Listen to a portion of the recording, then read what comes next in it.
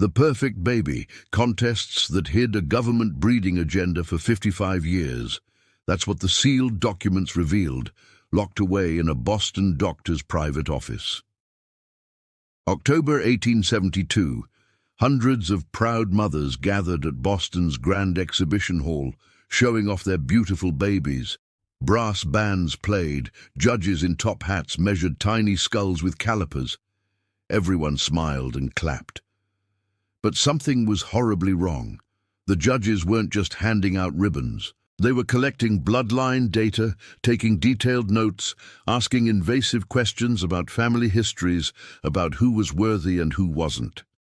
When Irish midwife Maggie Brennan discovered the truth, she realized her own daughter's death wasn't from natural disease. It was deliberate medical neglect, planned murder, because her Irish heritage made her child genetically undesirable. The baby contests were just the beginning.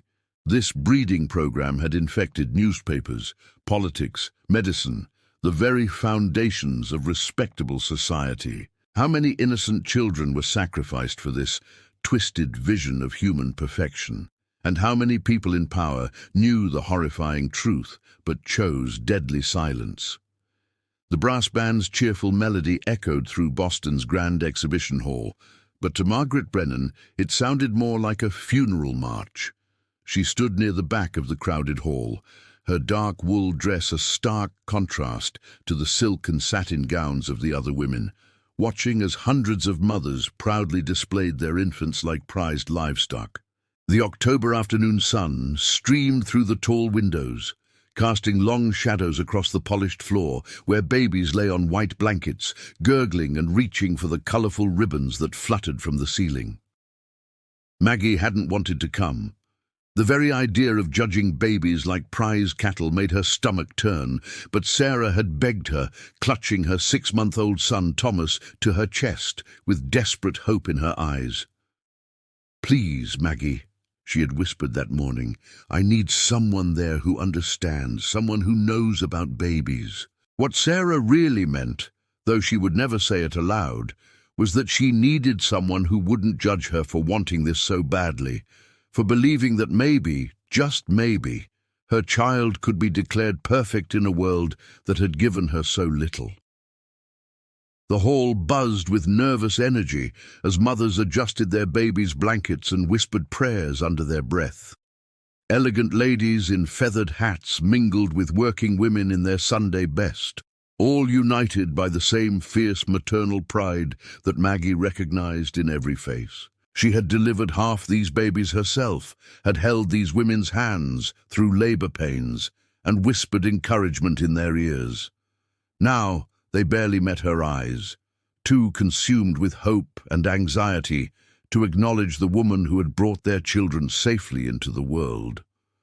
At the front of the hall, a row of distinguished gentlemen in black top hats moved from blanket to blanket with the methodical precision of scientists.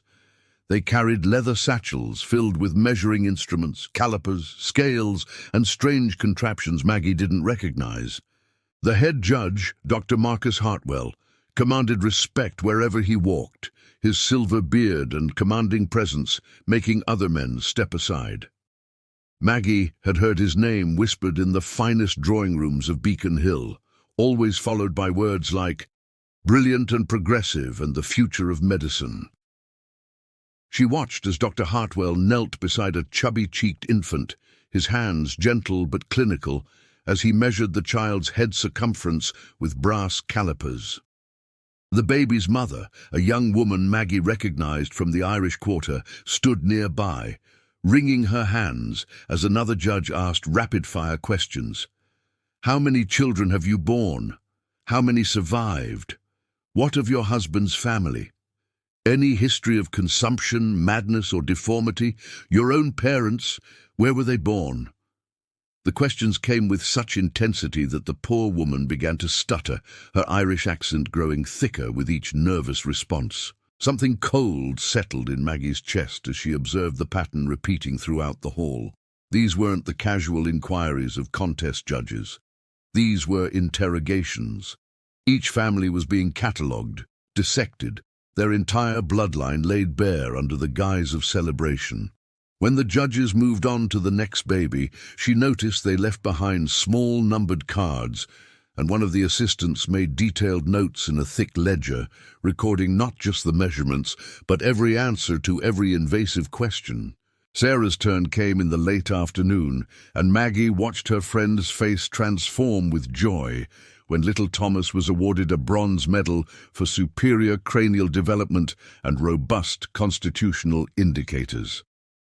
The other mothers applauded politely, but Maggie caught the sharp looks of disappointment and envy from those whose children had received nothing.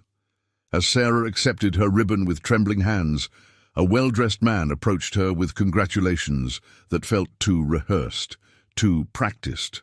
"Mrs. O'Brien, what a magnificent specimen," he said, his smile never reaching his eyes. "I represent certain interested parties who would be very pleased to discuss your family's potential contributions to our community's future, particularly given your husband's fine Germanic stock and your own hearty Irish constitution." He handed Sarah a calling card with an address on Marber Street. "Do call on us next week. We have opportunities that might benefit a family with such promising bloodlines." Maggie felt her blood turn to ice. Specimens, breeding stock. The words echoed in her mind as she watched Sarah nod eagerly, clutching the card like a golden ticket to a better life. Around the hall, similar conversations were taking place. Whispered invitations, meaningful looks, promises of assistance for the right kind of families. Those whose children had won nothing were gently but firmly ushered toward the exits, their disappointed faces already forgotten by the judges who had moved on to more promising prospects. The contest ended as the sun began to set, casting the hall in amber twilight. Families gathered their belongings and departed, some celebratory, others dejected, but all somehow changed by what had transpired. Maggie lingered, claiming she needed to retrieve medical supplies from her bag, but really she wanted to understand what she had witnessed. Something was deeply wrong here, though she couldn't yet name it. As the hall emptied and the cleaning staff began their work, Maggie hid behind a pillar and watched the judges gather near the stage.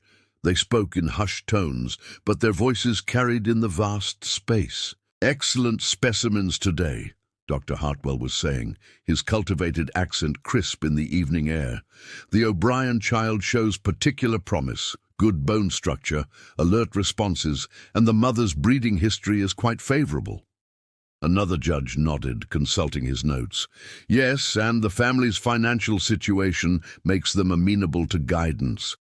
Dr. Hartwell, the program should be very pleased with today's collection."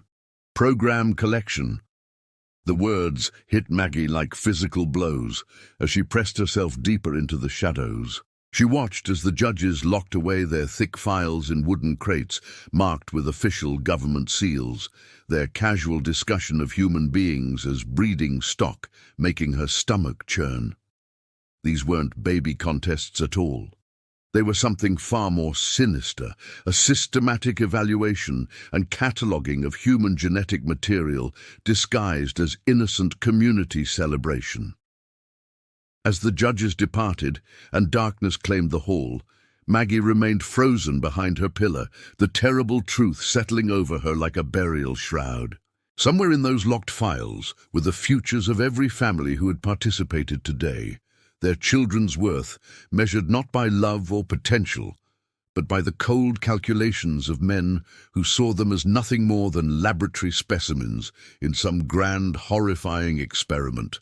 The next morning arrived grey and cold, matching the heaviness that had settled in Maggie's chest since witnessing the previous day's disturbing spectacle. She had spent the night pacing her small apartment above the apothecary shop, her mind churning with fragments of overheard conversation and the clinical way those men had discussed human beings like livestock.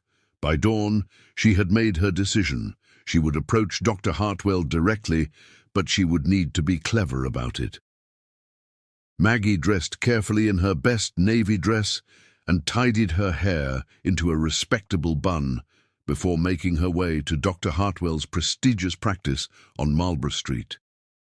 The brownstone building exuded wealth and respectability, its polished brass nameplate gleaming in the weak autumn sunlight. She had delivered babies for some of Boston's most prominent families, but she had never set foot in an establishment quite this grand.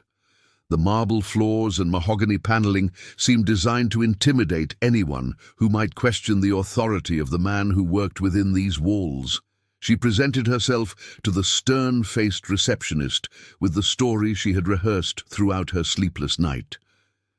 "I am Margaret Brennan, a certified midwife with extensive experience in the Irish and Italian quarters," she began, keeping her voice steady and professional. "I understand Dr. Hartwell is interested in documenting healthy births and family histories for scientific purposes. I would like to offer my services in collecting such data from the immigrant communities where my established relationships could prove invaluable." The receptionist's expression softened slightly at the mention of scientific work, and within the hour, Maggie found herself seated across from Dr. Hartwell himself. He was even more imposing in his private office than he had been at the exhibition hall, his pale blue eyes sharp with intelligence as they assessed her from across his massive oak desk. The walls were lined with medical texts and framed certificates. But what caught Maggie's attention were the large charts hanging behind his chair, detailed family trees that seemed to trace bloodlines across multiple generations, with notations in red ink marking certain branches. "Miss Brennan," he said, his cultured voice carrying just a hint of condescension, "your proposal is intriguing. We are indeed engaged in important research regarding population health and hereditary patterns. Your access to the, shall we say, less documented segments of our community could prove quite valuable." As Dr. Hartwell spoke about the scientific necessity of understanding genetic patterns in different population groups, Maggie allowed her eyes to wander around the office, memorizing every detail. There were filing cabinets with locks suggesting sensitive materials within, and a second desk near the window covered with correspondence bearing official government letterheads. What disturbed her most were the photographs, dozens of them, showing families with their children, each image labeled with numbers and notations that reduced these human beings to data points in some vast, incomprehensible experiment. Dr. Hartwell seemed pleased with her apparent enthusiasm and granted her request to review some of his research materials to better understand the scope and methodology of the project. Left alone in the office while he attended to a patient, Maggie worked quickly but carefully, her hands trembling as she discovered the true horror of what was happening in plain sight. The filing cabinets were unlocked, their contents organized with meticulous precision that spoke to the systematic nature of the operation. The first drawer contained family trees that mapped bloodlines with frightening detail, noting not just names and birth dates, but physical characteristics, intelligence assessments, and moral evaluations. Families were categorized as superior stock, adequate for selective breeding, or most chillingly, undesirable for reproduction. The Irish, Italians, and Jews were overwhelmingly relegated to the latter category, while families of English, German, and Scandinavian descent dominated the preferred classifications. In the second drawer, she found correspondence that made her stomach lurch with recognition. Letters from government officials discussed population improvement initiatives and the systematic enhancement of American genetic quality through scientific guidance. One letter, dated just last month, detailed plans to expand the baby contest program to 12 additional cities with funding provided by wealthy industrialists who believed they were investing in the future purity and strength of the American people. But it was the third drawer that contained the documents that would haunt her forever. These were medical records, detailed accounts of treatments provided to families based on their genetic classifications. Superior families received the finest care, their illnesses treated with expensive medicines and cutting-edge procedures. Adequate families got standard treatment, nothing more than necessary, but the undesirable families. Her breath caught in her throat as she read entry after entry describing deliberate medical neglect disguised as standard care. Her hands shook as she pulled out a file marked Brennan M. Subject Classification, Undesirable Irish Stock. Inside were detailed notes about her own family, her late husband's tuberculosis, her difficult pregnancy, and most devastating of all, her daughter's final illness. The clinical notes were written in Dr. Hartwell's own hand, describing how he had deliberately provided ineffective treatment for little Mary's pneumonia, noting that the elimination of genetically inferior specimens through natural attrition serves the greater scientific purpose. Natural attrition, the euphemism for murder, hit her like a physical blow, and she had to grip the edge of the desk to keep from collapsing. Her daughter hadn't died from disease. She had been killed systematically and deliberately by a doctor who saw her Irish blood as contamination to be eliminated from the American population. The grief she had carried for 3 years, the guilt over not being able to save her child, the sleepless nights wondering if she had missed some sign or failed in some crucial way. All of it had been for nothing. Mary had been sentenced to death the moment Dr. Hartwell looked at her immigration papers and saw Cork, Ireland, listed as her place of birth. As footsteps echoed in the hallway outside, Maggie quickly returned the files to their proper places, her mind reeling with the magnitude of what she had uncovered. This wasn't just about baby contests or even selective breeding. This was about systematic genocide carried out under the guise of scientific progress and medical care. The very doctors trusted to heal were instead deciding who deserved to live and who should die, all while maintaining their respectable facades and collecting praise for their contributions to public health. Dr. Hartwell returned with a satisfied expression, apparently pleased with how his recruitment meeting was progressing. "I trust you found the materials illuminating, Miss Brennan," he said, settling back behind his desk. "This is the future of medicine, precise, scientific, focused on improvement rather than mere treatment." Maggie nodded and smiled, though every fiber of her being screamed to expose him on the spot. Instead, she thanked him for his time and agreed to begin collecting data from immigrant families, knowing that she now carried the weight of terrible knowledge that would either destroy her or drive her to destroy those responsible for her daughter's murder. Armed with devastating knowledge but no clear path forward, Maggie threw herself into meticulous documentation with the desperate energy of a woman who had nothing left to lose. She spent her days moving through Boston's neighborhoods like a detective, visiting families she had served as a midwife and carefully asking questions that seemed innocent, but revealed the horrifying scope of the breeding program. What she discovered in those cold November weeks made her original fears seem naive. The baby contests were merely the visible tip of an iceberg that extended far deeper into American society than she had ever imagined. The program wasn't confined to Boston. Through careful conversations with traveling nurses and doctors, Maggie learned that identical contests had been held in New York, Philadelphia, Chicago, and at least 8 other major cities throughout the fall of 1872. The same judges, the same invasive questions, the same clinical evaluation of human beings as genetic specimens. Letters she glimpsed in Dr. Hartwell's office had referenced coordinated data collection efforts and standardized assessment protocols, revealing a network of medical professionals, government officials, and wealthy philanthropists working in frightening. Returned with a satisfied expression, apparently pleased with how his recruitment meeting was progressing. "I trust you found the materials illuminating, Miss Brennan," he said, settling back behind his desk. "This is the future of medicine. Precise, scientific, focused on improvement rather than mere treatment." Maggie nodded and smiled, though every fiber of her being screamed to expose him on the spot. Instead, she thanked him for his time and agreed to begin collecting data from immigrant families. knowing that she now carried the weight of terrible knowledge that would either destroy her or drive her to destroy those responsible for her daughter's murder. Armed with devastating knowledge, but no clear path forward, Maggie threw herself into meticulous documentation with the desperate energy of a woman who had nothing left to lose. She spent her days moving through Boston's neighborhoods like a detective, visiting families she had served as a midwife, and carefully asking questions that seemed innocent, but revealed the horrifying scope of the breeding program.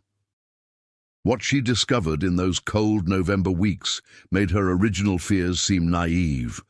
The baby contests were merely the visible tip of an iceberg that extended far deeper into American society than she had ever imagined.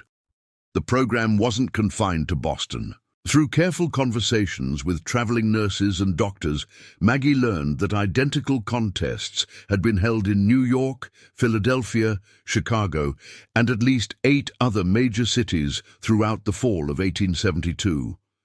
The same judges, the same invasive questions, the same clinical evaluation of human beings as genetic specimens. Letters she glimpsed in Dr. Hartwell's office had referenced coordinated data collection efforts and standardized assessment protocols, revealing a network of medical professionals, government officials, and wealthy philanthropists working in frightening lies, claiming sudden policy changes. Employers found excuses to terminate workers whose bloodlines had been marked as undesirable. It was systematic destruction, disguised as coincidence, carried out by people who likely had no idea they were participating in a coordinated campaign of social engineering. Maggie's investigation took an unexpected turn when she encountered Thomas Fletcher, a young journalist whose intense green eyes burned with the same desperate fury she recognized in her own mirror. They met by accident in the offices of the Boston Herald, where Maggie had gone, hoping to interest someone in her findings. Fletcher was there arguing with his editor about a story that kept being rejected, his voice rising in frustration as he insisted that something sinister was happening to immigrant families throughout the city. His personal connection to the horror emerged over coffee in a small cafe near the harbor. His sister Emma, unmarried and struggling to raise her infant daughter alone, had attended one of the baby contests, hoping for the small cash prize that accompanied winning ribbons. The judges had spent less than 2 minutes examining little Catherine, measuring her head with obvious distaste, before making notes about inferior cranial proportions and undesirable maternal lineage. Emma had left devastated, but the real damage came later when she tried to find medical care for Catherine's ear infection. 5 doctors refused to see them, claiming their practices were full, though Thomas later discovered they were accepting new patients with the right family backgrounds. Together, Maggie and Thomas began gathering testimonies from affected families, documenting the systematic discrimination that followed the contests like a plague. They interviewed mothers whose children had been denied school admission, fathers who had lost jobs without explanation, families forced from their homes by mysterious rent increases. The pattern was always the same. Those marked as genetically superior prospered beyond their wildest dreams, while those deemed inferior found themselves systematically excluded from American opportunity. Their work did not go unnoticed. By early December, word of their investigation had reached Dr. Hartwell through the network of informants and collaborators that extended throughout Boston's medical and social establishments. The retaliation began subtly, as these things always did, among the respectable classes. Maggie's wealthy clients on Beacon Hill suddenly discovered pressing reasons to terminate her services. Mrs. Aldrich claimed she no longer felt comfortable with Irish help in such intimate family matters. Mrs. Thornton expressed concern about Maggie's recent erratic behavior and wondered if perhaps she needed medical attention for what appeared to be nervous exhaustion. The professional sabotage escalated quickly. Medical supply companies that had served Maggie for years suddenly claimed they could no longer extend credit to her account. Rumors began circulating through Boston's medical community, questioning her competence with whispered stories of botched deliveries and dangerous advice given to vulnerable mothers. Dr. Harrison, who had once recommended her services to his patients, now warned them away, claiming he had heard disturbing reports about Miss Brennan's mental state and professional judgment. Most devastating of all was the systematic destruction of her reputation among the immigrant communities where she had built her practice. Carefully planted stories suggested that Maggie was working with government authorities to gather information about foreign families, that her questions about family histories were part of some official investigation. Mothers who had once welcomed her warmly now closed their doors, too frightened to risk association with someone who might bring unwanted attention from the authorities. The message was clear and unmistakable. Stop digging or face complete professional and social destruction. But as Maggie sat in her increasingly empty apartment, surrounded by the evidence of systematic genocide disguised as scientific progress, she knew that retreat was impossible. They had killed her daughter. They were destroying countless other families. And they expected her to remain silent about it all. The respectable men in their fine offices had made a fatal miscalculation. They had given her nothing left to lose, which meant she had everything to fight for. The harsh January winds of 1873 cut through Boston like blades as Maggie and Thomas made their desperate rounds of newspaper offices, clutching their carefully documented evidence of systematic genocide disguised as medical progress. They had spent weeks organizing testimonies, copying correspondence, and compiling irrefutable proof of the breeding program's existence and murderous scope.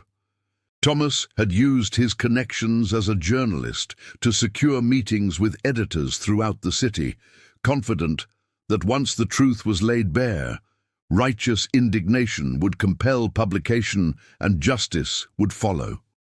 Their first disappointment came at the Boston Herald, where editor William Morrison listened politely to their presentation before sliding the documents back across his mahogany desk with regretful finality. "Mr. Fletcher, Miss Brennan, I appreciate your passion for this story, but I'm afraid we cannot publish allegations of this magnitude without absolutely irrefutable proof.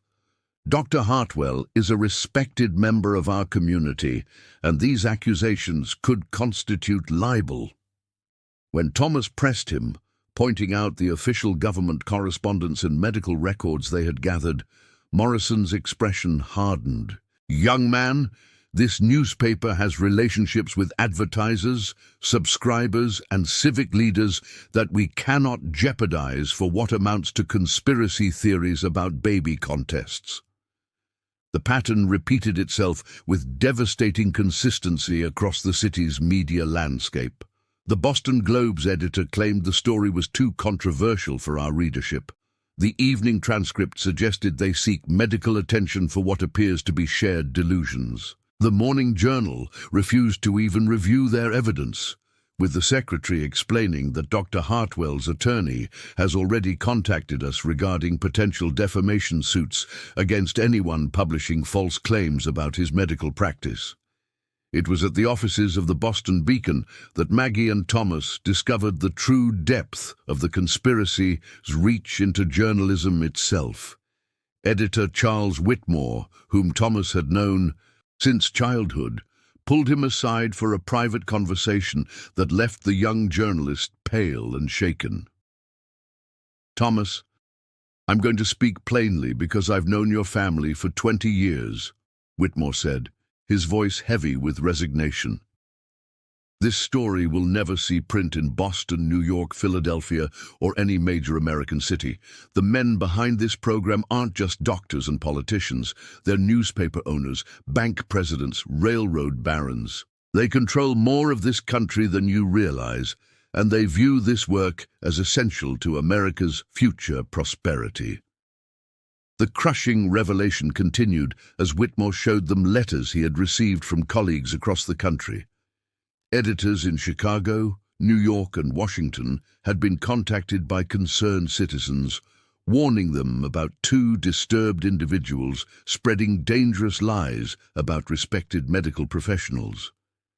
Financial pressure had been applied through advertisers. Subscription campaigns had been threatened, and legal action had been promised against any publication foolish enough to give credence to obviously fabricated claims designed to undermine scientific progress and social stability. But the most devastating blow came not from professional rejection, but from personal betrayal. Word of Maggie's investigation had reached the very mothers whose children she was trying to protect, and their reaction was not gratitude, but fury. Mrs. O'Brien confronted her outside the Catholic Church on a bitter Sunday morning, her face twisted with rage as she clutched little Thomas protectively against her chest. "How dare you try to destroy what we've built?" she hissed, her Irish accent thick with emotion. "My boy has opportunities now, real chances for a better life, and you want to tear it all down out of jealousy and spite." The confrontation escalated as other contest-winning mothers gathered around, their voices rising in accusation and denial. Mrs. Patterson, whose daughter had won first place, accused Maggie of being consumed by bitterness because your own child wasn't deemed worthy. Mrs. Kowalski suggested that Maggie's obvious mental instability made her unfit to practice midwifery among respectable families. They refused to hear about systematic discrimination or deliberate medical neglect, too invested in their children's newfound advantages to acknowledge the price others were paying for their success. The final crushing betrayal came from Sarah, who arrived at Maggie's apartment one cold February evening, with tears streaming down her face and Thomas clutched protectively in her arms. "I trusted you," she whispered, her voice breaking with pain and rage. "I thought you were my friend, but you're trying to destroy everything good that's happened to us. Dr. Hartwell says you've become obsessed with conspiracy theories. That grief over your daughter's death has affected your mind." When Maggie tried to show her the evidence, the documented proof of the program's existence, Sarah backed away, as if from a dangerous animal. "I won't let you poison my son's future with your madness. Stay away from us, Maggie. Stay away from all decent families." As winter deepened into spring, Maggie uncovered the program's ultimate goal through a document Thomas had managed to photograph during a break-in at a government office in Washington. The breeding program wasn't just about improving genetic stock. It was laying the groundwork for a complete transformation of American society. The registry of genetic fitness being compiled through the contests would eventually be used to determine eligibility for government benefits, educational opportunities, voting rights, and even citizenship itself. Children born to genetically superior families would receive preferential treatment in all aspects of life, while those from inferior bloodlines would be systematically excluded from full participation in American society. The document outlined plans extending decades into the future, describing a nation divided not by wealth or class, but by genetic classification. Marriage licenses would require genetic compatibility certificates. Immigration would be restricted based on racial and ethnic genetic profiles. Public education would be restructured to separate students according to their inherited potential. Most chillingly, mandatory sterilization programs would prevent the genetically unfit from reproducing at all, ensuring that each generation would be more genetically pure than the last. By spring of 1873, Maggie had lost everything. Her practice had evaporated as rumors of her mental instability spread through Boston's medical community. Former clients crossed the street to avoid her, and even the poorest immigrant families refused her services, too frightened of association with someone marked as dangerous by the authorities. Dr. Hartwell had orchestrated a systematic campaign of character assassination, spreading stories of her incompetence, emotional breakdown, and dangerous delusions throughout the city's social and professional networks. The final humiliation came when the Massachusetts Medical Board summoned her for a competency hearing, where she faced a panel of distinguished physicians who had already decided her fate before she entered the room. Dr. Hartwell testified about her obvious mental deterioration and dangerous fixation on conspiracy theories that pose a threat to public health and social stability. Despite her attempts to present evidence, she was declared mentally unfit to practice medicine and officially banned from providing midwifery services within the state of Massachusetts. As she sat in her empty apartment that night, surrounded by boxes of evidence that no one would examine and testimonies that no one would publish, Maggie understood the true genius of the system she was fighting. It didn't need to silence her through violence or imprisonment. It simply made her irrelevant, transforming her from a respected professional into a mad woman whose warnings could be dismissed as the ravings of someone consumed by grief and delusion.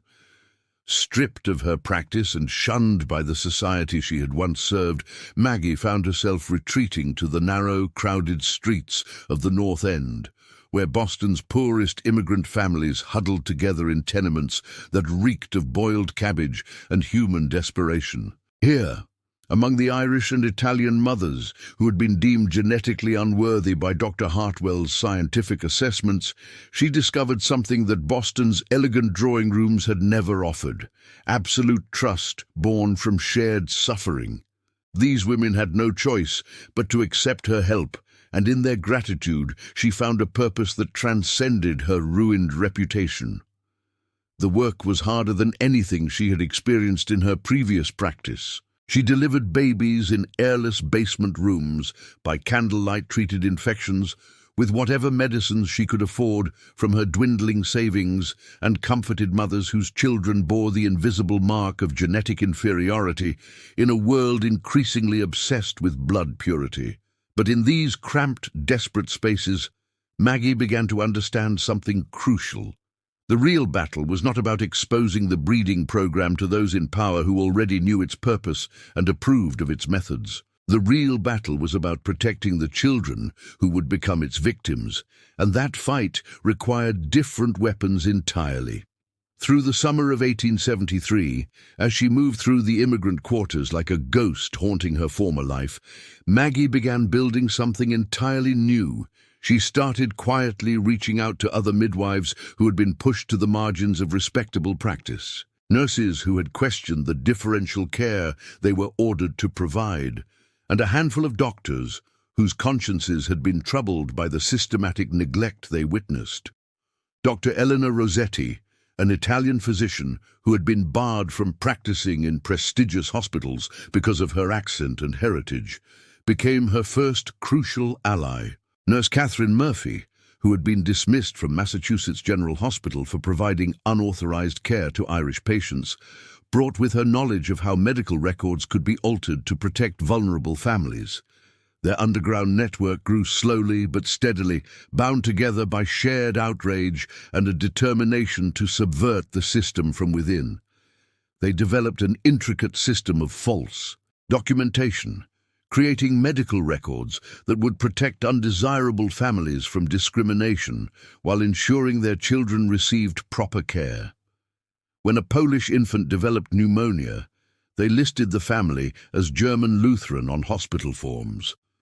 When Italian children needed school medical examinations, they coached the parents on answers that would secure acceptance. They created a shadow medical system that operated parallel to the official one, providing equal care regardless of genetic classification, while carefully concealing their activities from those who would destroy them for such defiance. Thomas Fletcher remained her connection to the wider world, though his own career had suffered for his association with her investigation. Most mainstream publications remained closed to him, but he had discovered an unexpected ally in Jeppe Torino, who published a small Italian-language newspaper called La Voce del Popolo from a cramped office above a bakery in the North End. Torino had fled political persecution in Italy and understood the danger of governments that claimed scientific authority to decide human worth. In October of 1873, exactly 1 year after the first baby contest, Thomas's detailed exposé of the breeding program appeared in La Voce del Popolo, translated into Italian and distributed throughout immigrant communities across New England. The article did not bring down the program or spark widespread outrage among Boston's elite, but it accomplished something perhaps more valuable. It planted seeds of awareness and resistance among the very people targeted for elimination. Mothers who had planned to enter their babies in future contests suddenly found excuses to stay home. Families began questioning medical advice that seemed designed to limit their opportunities. Most importantly, word spread through immigrant communities about the existence of healthcare providers who could be trusted to put patient welfare above genetic ideology. The confrontation Maggie had expected for months finally came on a cold November morning when Dr. Hartwell appeared at her door unannounced, his elegant carriage looking absurdly out of place on the narrow, garbage-strewn street where she now lived. He climbed the stairs to her modest apartment with obvious distaste, his fine clothes and silver-headed walking stick marking him as alien in this world of poverty and struggle. His offer, when it came, was delivered with the smooth confidence of a man accustomed to buying whatever he needed. "Miss Brennan, I believe we have both suffered unnecessarily from this unfortunate misunderstanding," he began, settling into her threadbare chair as if granting her an enormous favor. "Your expertise with the lower classes could be valuable to our program, properly channeled, of course. I'm prepared to restore your medical license, provide you with a prestigious practice on Beacon Hill, and ensure that your previous difficulties are forgotten by all concerned parties. In return, I ask only that you publicly endorse our scientific work and help us gather more comprehensive data from immigrant populations." Maggie looked at this man who had murdered her daughter, destroyed her life, and expected gratitude for offering to restore what he had taken, and felt not rage, but a profound sense of clarity. "Dr. Hartwell," she said quietly, "I have learned the difference between being respected by people like you and being trusted by people who truly need help. I choose trust." His face darkened with anger as she continued, "Your offer assumes I want to return to your world, but I have found something better here. Work that serves life instead of deciding who deserves to live." He left with threats about continued persecution and promises that her resistance would ultimately prove futile. But Maggie felt only relief as she watched his carriage disappear around the corner. She had made her choice, and it felt like coming home to herself for the first time since Mary's death. The following year brought another round of baby contests to Boston, complete with brass bands and silk ribbons and judges with measuring instruments. Maggie attended this one as well, but not as a hidden observer. She stood openly in the back of the hall, her presence a quiet statement of defiance. What filled her with hope was not her own courage, but what she observed among the families she had served. The Moretts chose to spend that Saturday at a church picnic instead of subjecting their new baby to genetic evaluation. The Kowalskis discovered urgent family business that required their immediate attention elsewhere. Mrs. O'Sullivan, whose first 3 children had died in infancy before Maggie's network began providing them with proper medical care, simply never appeared. These small acts of resistance were invisible to the powerful men who continued their work of cataloguing and categorizing human worth. But they were profoundly meaningful to those who understood what was truly at stake. The breeding program continued, its influence spreading throughout American society as planned. But running parallel to it now was another system, a network of people committed to protecting the vulnerable and ensuring that genetic ideology would never completely triumph over human compassion. In the quiet spaces between official policy and lived experience, love and defiance had found ways to flourish, and that, Maggie knew, was victory enough for any lifetime.